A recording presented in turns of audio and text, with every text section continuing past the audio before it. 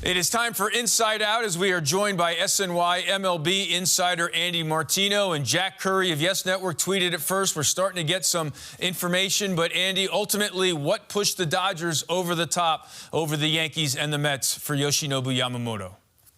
Eamon, this has been going the Dodgers' way for a while, at least ever since Shohei Ohtani was part of the recruiting effort for Yamamoto on his visit. Despite what Vegas odds or whoever on Twitter or whatever that was saying about the Mets were always on the outside looking in on this. But Steve Cohen, through force of will and ambition and resources, put them in the mix. He offered $325 million. Sources tell SNY. The deal they were discussing had an opt-out after 5 years, but it was not something, it appeared, that Yamamoto wanted to do. He took the same money to go to the Dodgers. The Yankees came in at $300, which is an extremely substantial offer for a pitcher who's never thrown a pitch in the major leagues. But the Yankees didn't want to get into a bidding war, I guess, to bid up to $325 or beyond. So that's what happened. It came down to the desire to win, which the Dodgers could obviously present right now far better than the Mets could, and better than the Yankees coming off of last year. And it came down, of course, to money, too. He took one of the two. There were two equal offers, and he took one of them. It is the largest contract in baseball history for a pitcher, and as pitcher, as you just pointed out, who has never thrown a pitch in the major leagues, let alone won a Cy Young or 20 games or whatever benchmark you want to go by. So obviously unprecedented here. We'll get to the Mets because, as you've pointed out and you've been reporting, the Yankees was more of the chance to land him than the Dodgers. So let's go with the Yankees, because you had reported cautious optimism around the Yankees, feeling good around the Yankees about their chances. So how big a blow is this now for Brian Cashman and Hal Steinbrenner to come in second, so to speak? There was optimism, and they did come in second, to be clear. They were a finalist along with the Dodgers, and those were the finalists. They liked the presentation they made. They believed that the player wanted the big stage. He does. He went to the Dodgers, so they were right there in it, but it didn't work out. How big a blow is it? You know, the way they look at it, Eamon, is Juan Soto was a more important player for them to get this offseason.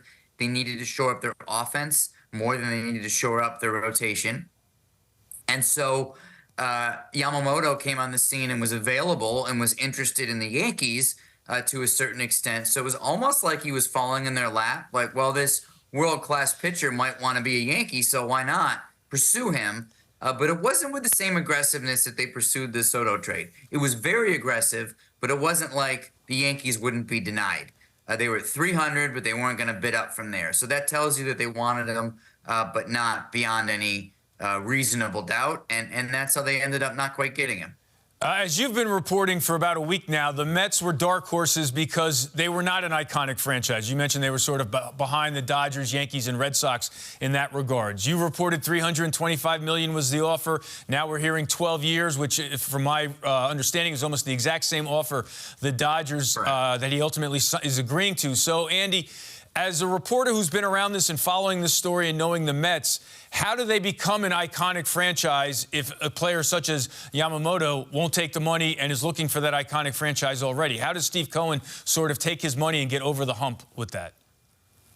Well, he would need about a century to duplicate what the Yankees and Dodgers have accomplished. But he can become, he can help, and he and David Stearns and Carlos Mendoza and Francisco Lindor can help the Mets become a desirable franchise now by becoming perennial winners. I just named an ambitious and well-resourced owner, an intelligent president of baseball ops, a really promising manager, and a still young face of the franchise. So that's why I chose those guys to name. And they have the ingredients to build up into becoming a perennial championship contender in the short term.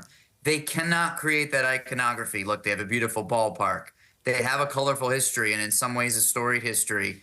They've won 2 championships. So it's not like we're talking about the Colorado Rockies here, but they can't ever be the Yankees or the Dodgers in that way that you're asking. But they can be a destination that is on the up and up, and they can be a destination that current star players want to come to. Unfortunately for them, coming off the year that they just had, that's just not where they're at now, and that's a large part of the reason why they never really had a shot to land Yamamoto, a player who wants to win.